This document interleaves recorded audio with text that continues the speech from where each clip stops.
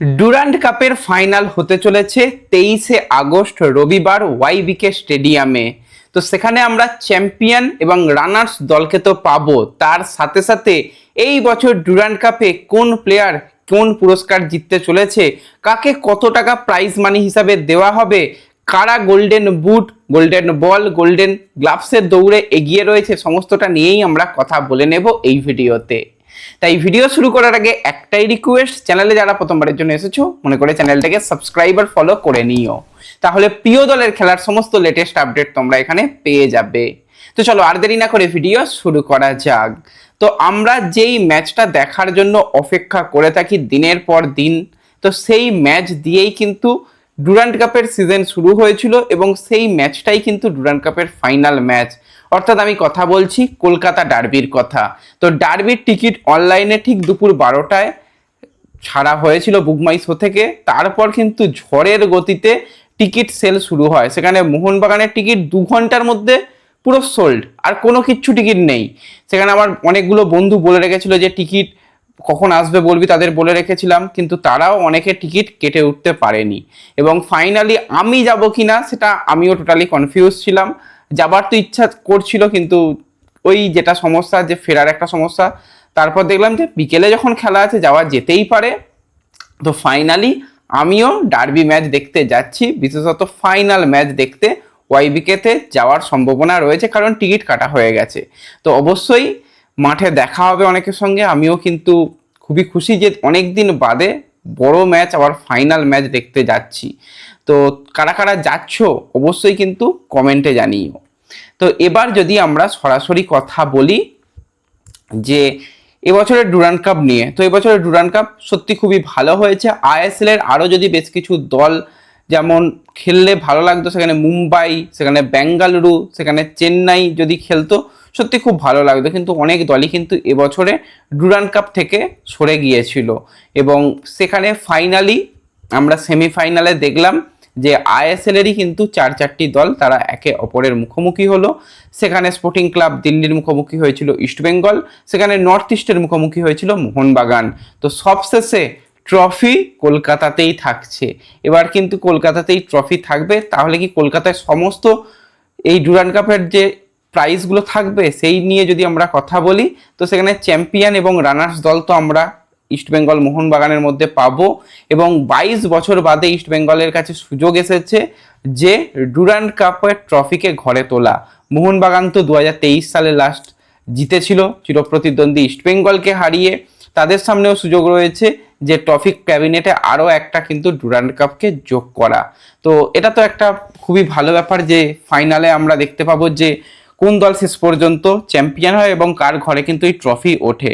তো যদি আমরা এই চ্যাম্পিয়ন এবং রানার্স দল নিয়ে কথা বলি, তো এই বছর যারা ডুরান্ড কাপ চ্যাম্পিয়ন হবে তাদের কিন্তু 1,21,00,000 টাকা প্রাইজ মানি হিসাবে দেওয়া হবে।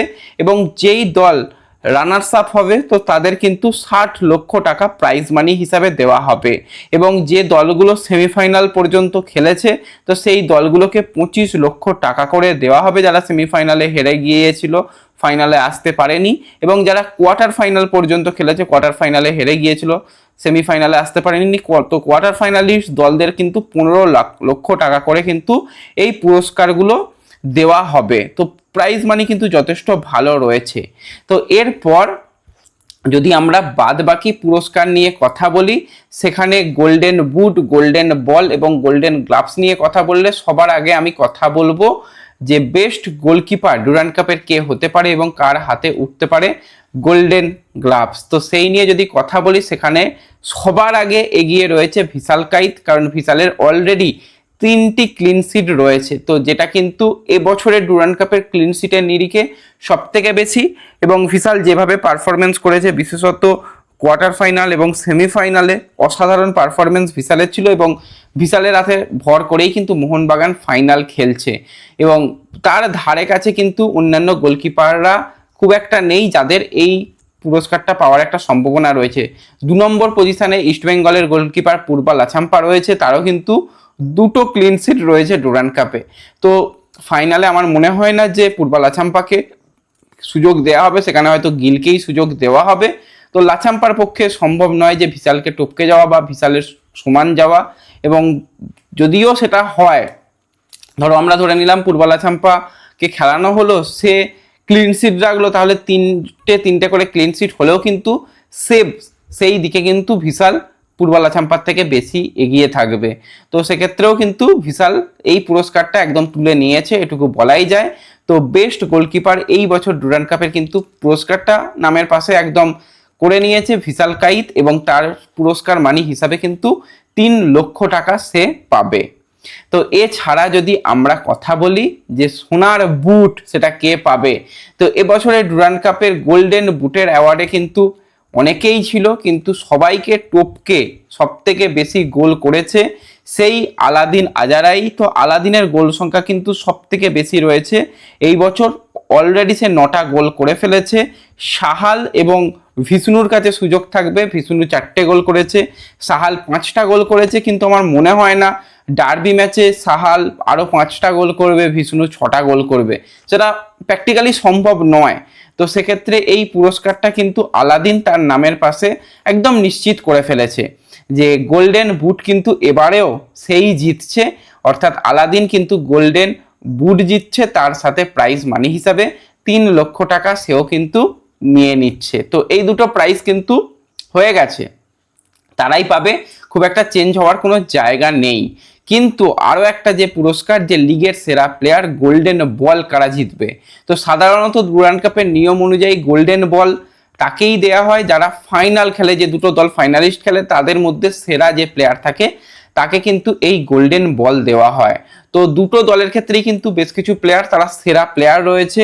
মোহনবাগানের ক্ষেত্রে সাহাল যেভাবে গোল করেছে, 5টা তার নামের পাশে গোল রয়েছে, তার সাথে কিন্তু রয়েছে 3টি না 4টি অ্যাসিস্ট রয়েছে। তো সাহাল কিন্তু এইটার প্রাইজ পাওয়ার অন্যতম দাবিদার। এছাড়া যদি আরও একজন প্লেয়ার ইস্টবেঙ্গলের দিকে তাকানো যায়, ইস্টবেঙ্গলের কাছে অনেকগুলো প্লেয়ার রয়েছে, ভিষ্ণু সেও কিন্তু 4টি গোল করেছে, তার ইম্প্যাক্ট অনেক বেশি ছিল, তাকেও দেওয়া যেতে পারে। সে যদি ফাইনাল ম্যাচে অনবদ্য পারফরমেন্স করে দেয়, ধরো 1-2 গোল করে দিল বা এমন খেলে দিল, তাকেও দেওয়া যেতে পারে, তা না হলে সাহালের চান্স রয়েছে। এছাড়া এই পুরস্কারটা মোহাম্মদ রাশিদ সেও কিন্তু পেতে পারে। বেস্ট ক্যাপ্টেন হিসাবে এখনো পর্যন্ত অন দ্য পিচ ইস্টবেঙ্গলের হয়ে পারফরমেন্স করেছে, গোল অ্যাসিস্ট দিয়ে বিচার যদি তাকে না করা যায়, অনফিল্ড তার যে পারফরমেন্স ছিল কিন্তু টপ ক্লাস লেভেলে।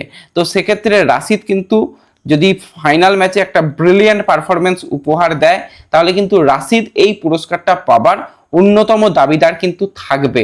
কিন্তু অন্যান্য দিক যদি তাকিয়ে দেখো, সেক্ষেত্রে সাহাল কিন্তু কিছুটা হলেও এগিয়ে থাকবে। এছাড়া এই পুরস্কারটা যদি আলাদিনকেও দিয়ে দেওয়া হয়, অবাক হওয়ার মতন কিছু থাকবে না, কারণ আলাদিন 9টা গোল করেছে, তার সাথে তার 4টি অ্যাসিস্টও রয়েছে। তো আমার মনে হয় না যে আলাদিনকে হয়তো দুটো প্রাইজ দেওয়া হবে, সেক্ষেত্রে সাহালের বা রাশিদের বা ভিষ্ণুর এই পুরস্কারটা, লিগের সেরা প্লেয়ার হওয়ার পুরস্কারটা পাওয়ার অন্যতম দাবিদার থাকবে।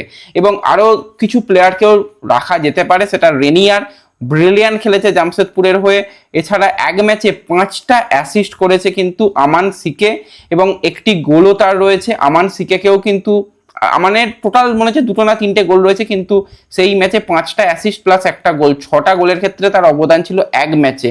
তো সেই ক্ষেত্রে দেখতে গেলে তাকেও রাখা যেতে পারে, কিন্তু খুব সম্ভবত তাদের না রাখার সম্ভাবনাটাই বেশি রয়েছে, এবং এই পুরস্কার মানি হিসাবে কিন্তু প্লেয়ারদের 3 লক্ষ টাকা দেয়া হবে।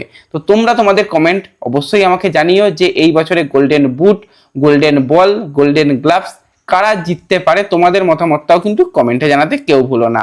তো দেখা হবে পরবর্তী ভিডিওতে, ধন্যবাদ।